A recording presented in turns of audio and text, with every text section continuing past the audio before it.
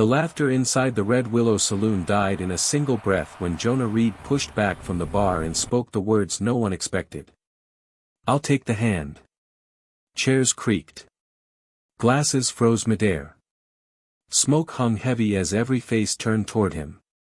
Beside the drifter stood a trembling young woman, thin as winter grass, staring at Jonah like she couldn't decide whether he'd just saved her life, or ruined it forever.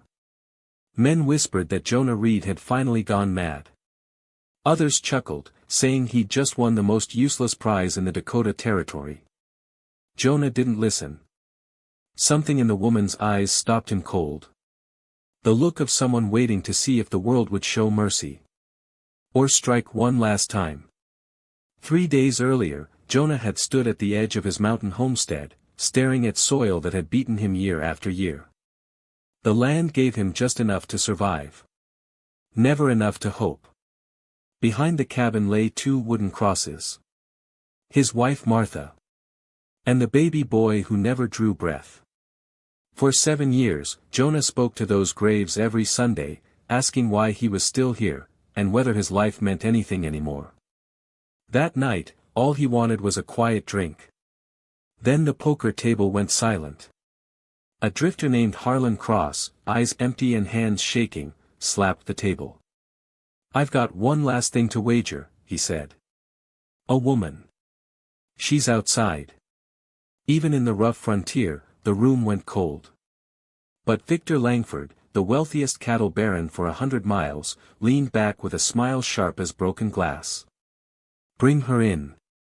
When Harlan dragged her through the door, whispers exploded. Her dress was torn.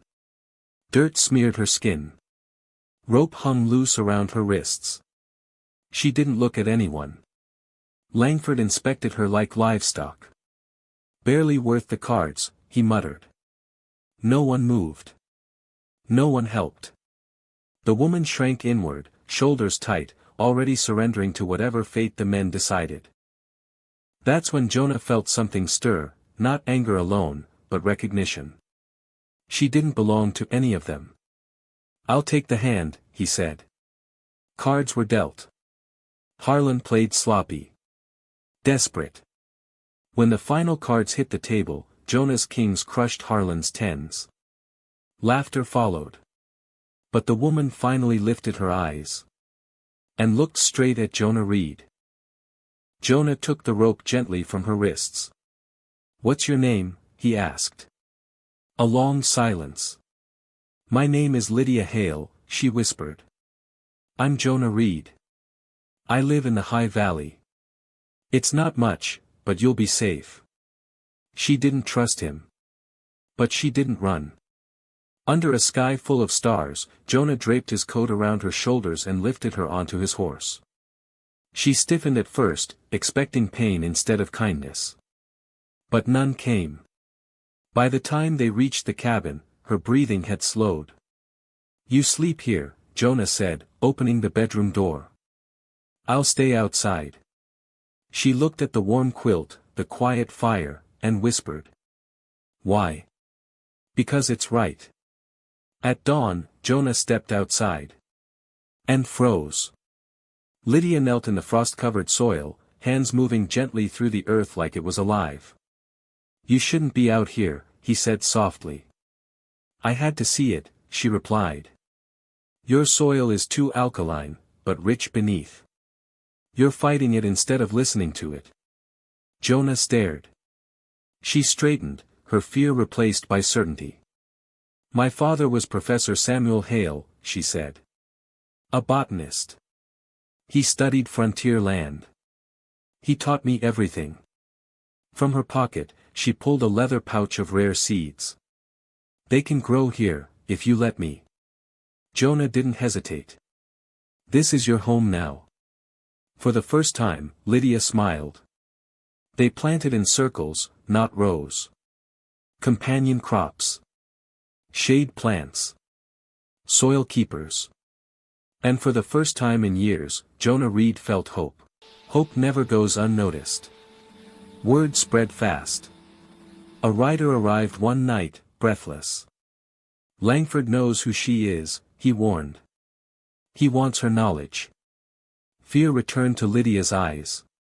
He won't stop, she whispered.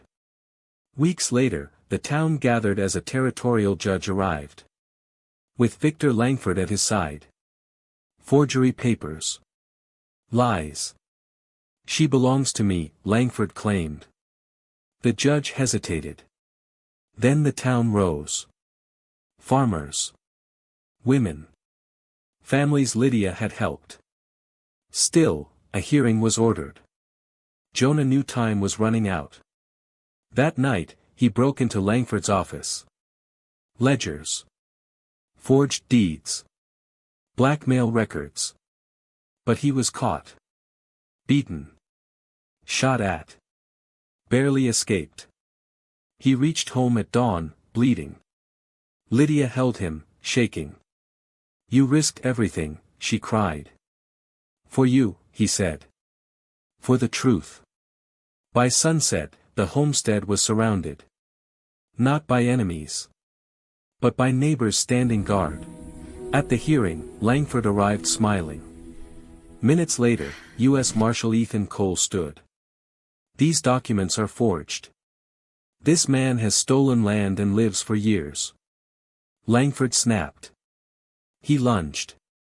A gunshot echoed. Jonah fell. Deputies dragged Langford away screaming. Justice came swift. Langford's empire collapsed. Jonah survived. Months later, Lydia placed Jonah's hand on her stomach. Our child is strong. The land bloomed that summer. Fields once barren turned green. One night, under the stars, Jonah whispered. They called you worthless. Lydia smiled softly. But you saw me. Jonah held her close. You weren't a gamble, he said. You were the blessing I never knew how to pray for. And beneath the wide Dakota sky, a new legacy began.